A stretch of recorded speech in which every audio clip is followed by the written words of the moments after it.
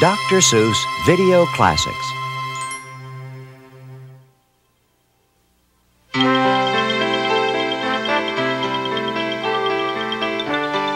Horton Hatches the Egg by Dr. Seuss.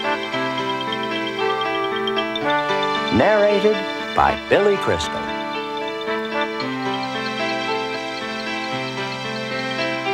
Sighed Maisie, a lazy bird hatching an egg. I'm tired and I'm bored and I've kinks in my leg from just sitting here day after day. It's work, how I hate it. I'd much rather play. I'd take a vacation, fly off for a rest, if I could find someone to stay on my nest. If I could find someone, I'd fly away free. Then Horton the elephant passed by her tree. Hello? Called the lazy bird, smiling her best. You've nothing to do, and I do need a rest. Would you like to sit on the egg in my nest? The elephant laughed. Why, of all silly things, I haven't feathers and I haven't wings.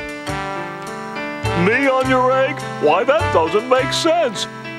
Your egg is so small, ma'am, and I'm so immense. Tut, tut, Answered Maisie. I know you're not small, but I'm sure you can do it. No trouble at all. Just sit on it softly. You are gentle and kind. Come, be a good fella. I know you won't mind.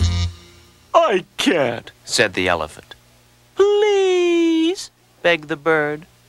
I won't be gone long, sir. I give you my word. I'll hurry right back. Why, I'll never be missed. Very well, said the elephant. Since you insist, you want a vacation. Go fly off and take it. I'll sit on your egg and I'll try not to break it. I'll stay and be faithful. I mean what I say.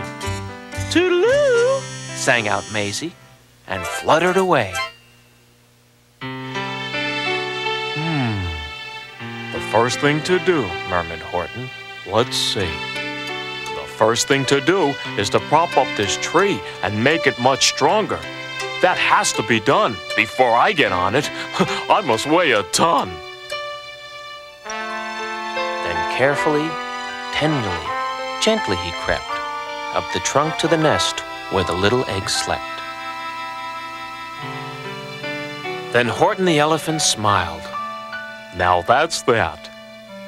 And he sat, and he sat, and he sat, and he sat. And he sat all that day, and he kept the egg warm. And he sat all that night through a terrible storm. It poured and it lightened, it thundered, it rumbled. This isn't much fun, The poor elephant grumbled. I wish he'd come back, 'cause I'm cold and I'm wet. I hope that Maisie bird doesn't forget. But Maisie by this time was far beyond reach, enjoying the sunshine way off in Palm Beach, and having such fun, such a wonderful rest, decided she'd never go back to her nest. So Horton kept sitting there day after day, and soon it was autumn. The leaves blew away. And then came the winter, the snow and the sleet, and icicles hung from his trunk and his feet. But Horton kept sitting and said with a sneeze, I'll stay on this egg and I won't let it freeze. I meant what I said, and I said what I meant.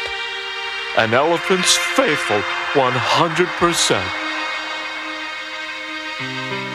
So poor Horton sat there the whole winter through. And then came the springtime, with troubles anew.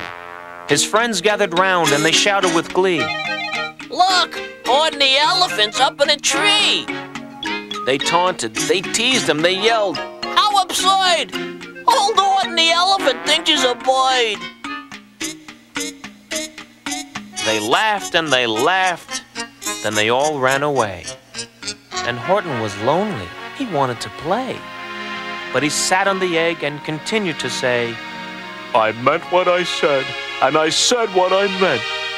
An elephant's faithful, 100%. No matter what happens, this egg must be tended. But poor Horton's troubles were far, far from ended. For while Horton sat there so faithful, so kind, 3 hunters came sneaking up, softly behind. He heard the men's footsteps. He turned with a start. 3 rifles were aiming right straight at his heart. Did he run? He did not. Horton stayed on that nest. He held his head high, and he threw out his chest. And he looked at the hunters as much as to say, shoot if you must, but I won't run away. I meant what I said, and I said what I meant. An elephant's faithful, 100%.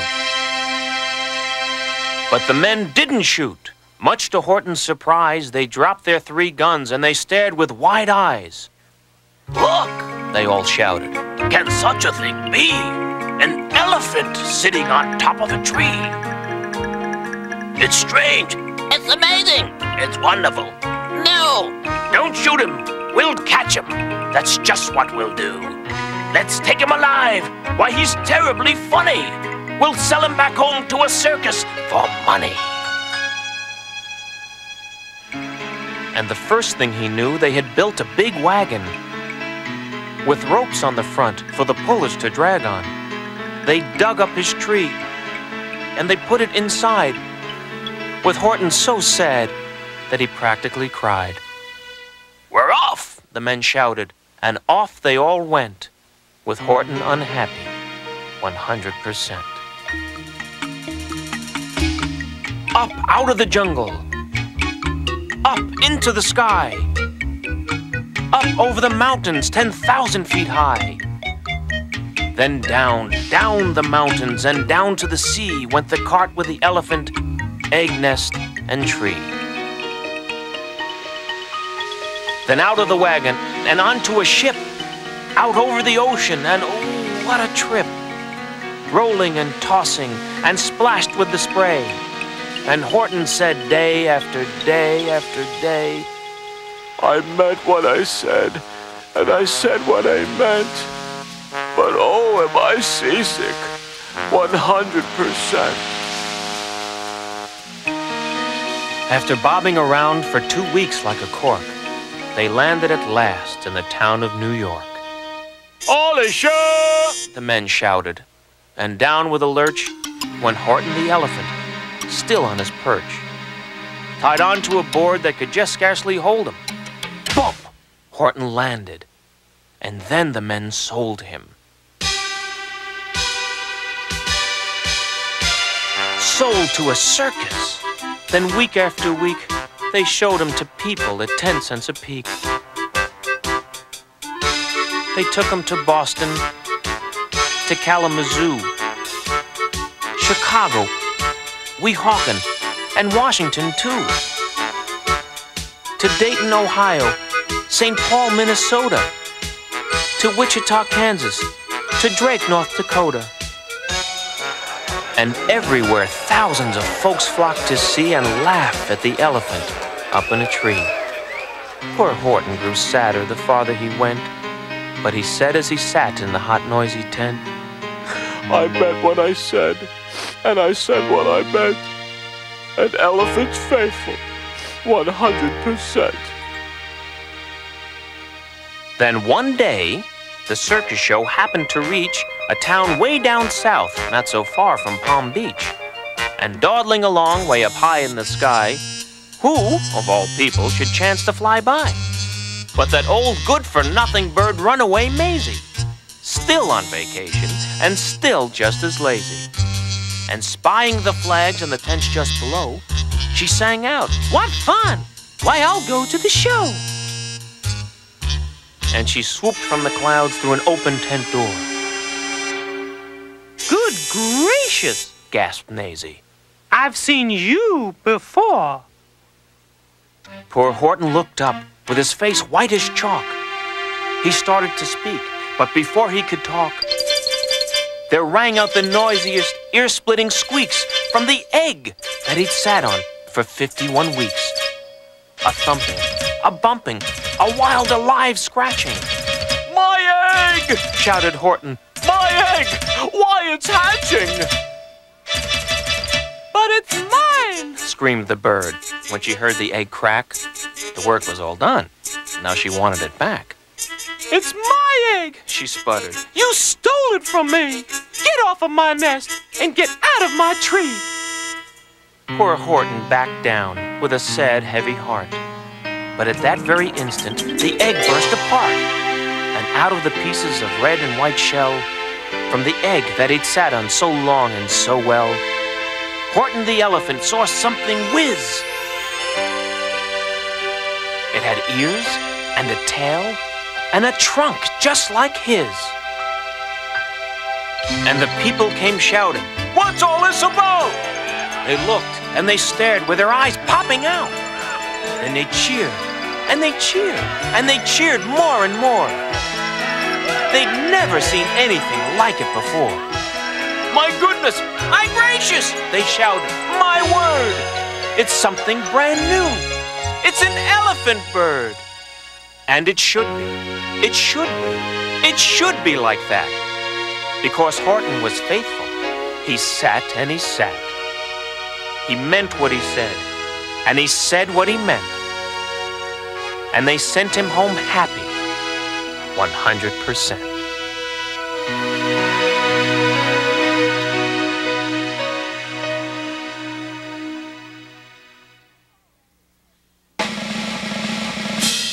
If I Ran the Circus by Dr. Seuss. In all the whole town, the most wonderful spot is behind Sneelak's store, in the big vacant lot. It's just the right spot for my wonderful plans, said young Morris McGurk.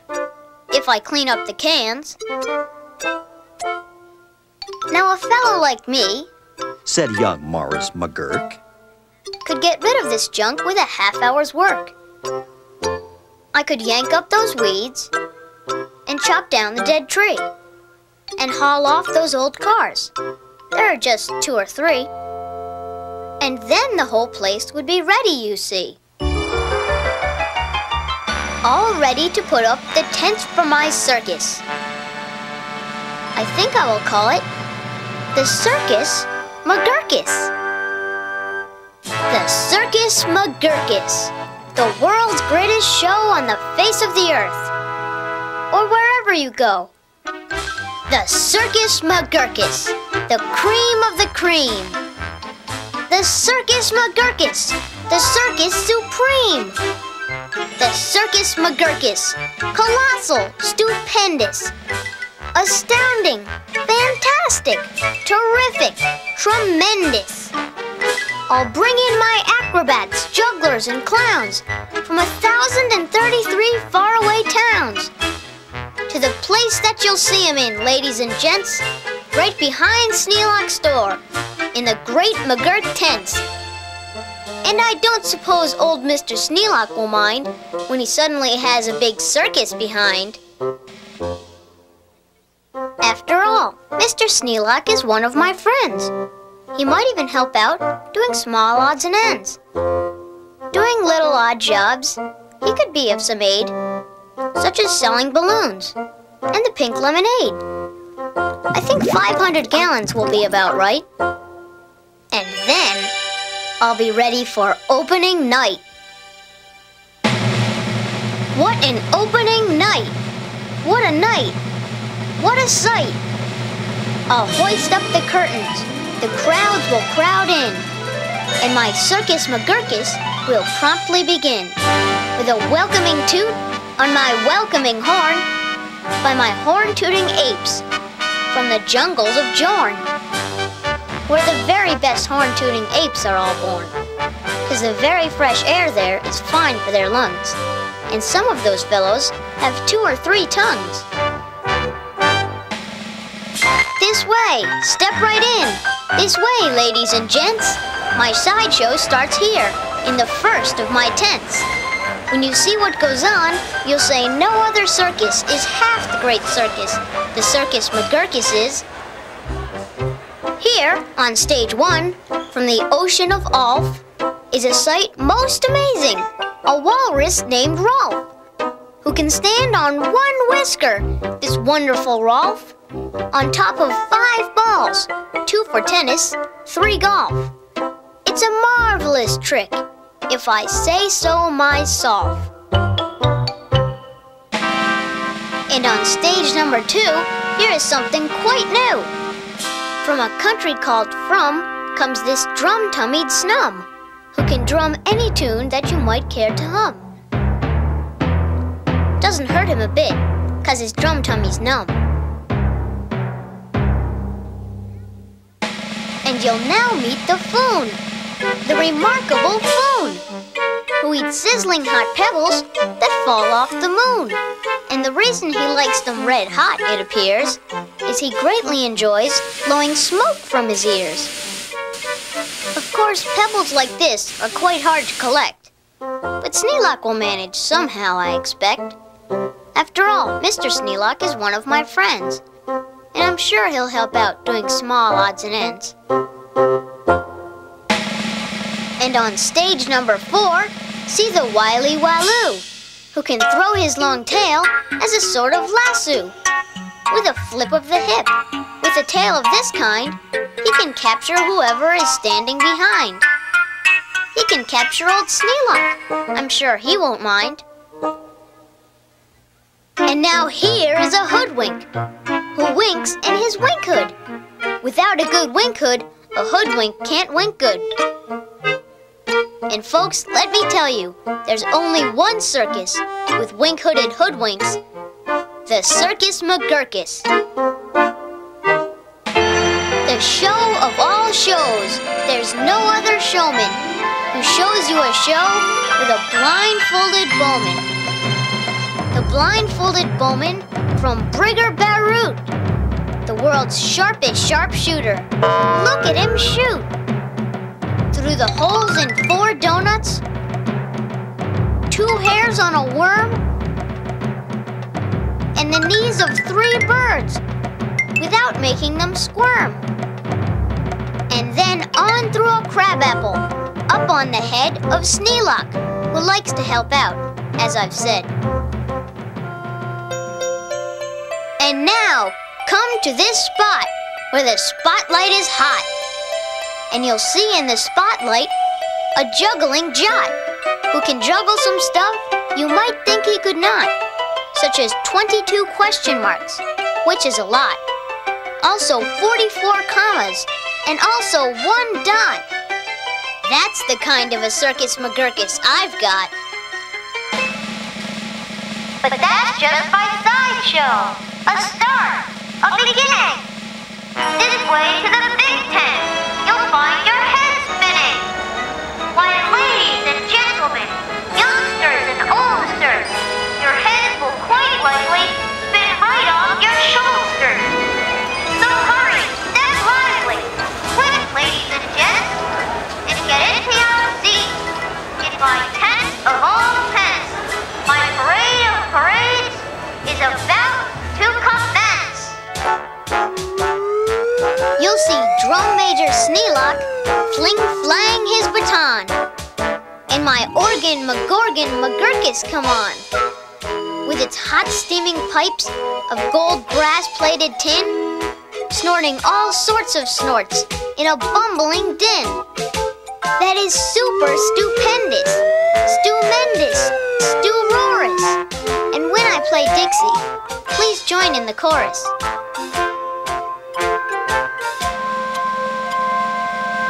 Then a fluff-muffled truffle will ride on a huffle. And next in the line, a fine flummox will shuffle. The flummox will carry a lurch in a pail. And a fibble will carry the flummox's tail. While on top of the flummox, 3 harp-twanging snarp will twang mighty twangs on their 3 snarper harp. while a bolster blows bloops on a 3-nozzled blueser, a nolster blows floops on a 1-nozzled noozer.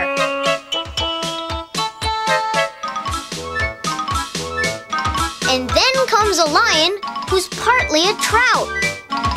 Then more stuff for 45 minutes, about. And then, behind them, then while everyone stares, come my to and fro marchers, who march in 5 layers. The fros march on 2s, and the 2s march on fros. Don't know how they do it, but that's how it goes. And now comes an act of enormous enormance. No former performers performed this performance. This stunt is too grippingly, slippingly frightening. Down from the top of my tent like greased lightning. Through pots full of lots of big sticklebush trees slides a man. What a man! On his roller skate skis. And he'll steer without fear. And you'll know at a glance that it's Sneelock, the man who takes chance after chance. And he won't even rip a small hole in his pants. And now here, in this cage, is a beast most ferocious, who's known far and wide as the Spotted Atrocious, who growls, howls, and yowls the most blood-curdling sounds. And each tooth in his mouth weighs at least 60 pounds. And he chews up and eats with the greatest of ease things like carpets and sidewalks and people and trees. But the great Colonel Sneelock is just the right kind of a man who can tame him. I'm sure he won't mind. Then I'll let Sneelock off for a few minutes rest, while high over your heads you will see the best of the world's finest, fanciest, breezy trapezing, my Zoom-a-Zoop troupe from West Upper Bendeezing, who never quite know, while they zoop and they zoom, whether which will catch what one, or who will catch whom, or if who will catch which by the what and just where, or just when and just how in which part of the air. Aye, aye, what a circus, my Circus McGurkus. My workers love work. They say, work us, please work us. We'll work and we'll work up so many surprises you'd never see half if you had 40 eyeses.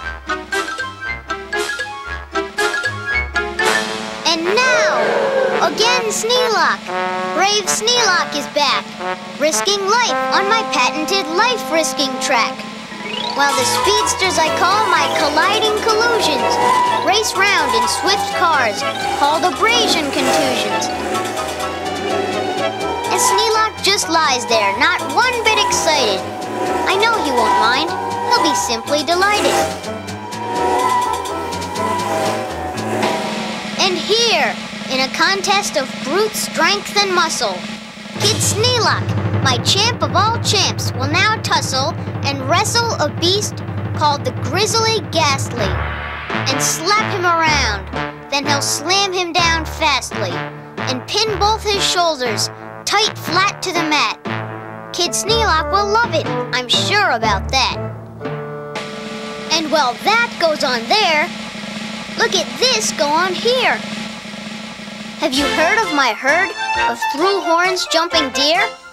Every deer jumps through horns of another pell-mell, while his horns are jumped through at the same time as well, by a deer whose horns also are being jumped through, by another who's having his horns jumped through too, which I'm sure Trainer Sneelock can train them to do. Then the whole tent will ring with hoorays and wild shouts when I wheel in my whales and they turn on their spouts. First my whale number 1, with an aim that aims true, spouts a spout that spouts Sneelock to whale number 2. And then whale number 2 spouts his spout like a gun. And that spout spouts old Sneelock right back to whale 1. And then forwards and backwards on spout after spout, my great spout rider Sneelock gets spouted about, just as long as the water they're spouting holds out. Then my tournament knights, noble apes without fears, Sir Hector, Sir Vector, Sir Bops, and Sir Beers, Sir Hawkins, Sir Dawkins, Sir Jocks, and Sir Jeers clatter into the tent, and while everyone cheers, stage a roustabout joust with their boxing glove spears. And while all this wild ruckusing goes on below, at the top of the tent, look, the star of my show! Great daredevil Sneelock, the world's bravest type. He comes pulled through the air by 3 Subrian snipe on a dingus contraption attached to his pipe. And while people below are all turning chalk white and all biting their fingernails off in their fright, great Sneelock soars up to a terrible height. Then he shakes himself loose. He starts down in a dive, such as no man on earth could come out of alive. But he smiles as he falls, and no fear does he feel. His nerves are like iron, his muscles like steel. And he plunges down, down, with his hair still combed neat, 4,692 feet. Then he'll land in a fishbowl. He'll manage just fine. Don't ask how he'll manage. That's his job, not mine. Why, he'll be a hero. Of course he won't mind when he finds that he has a big circus behind.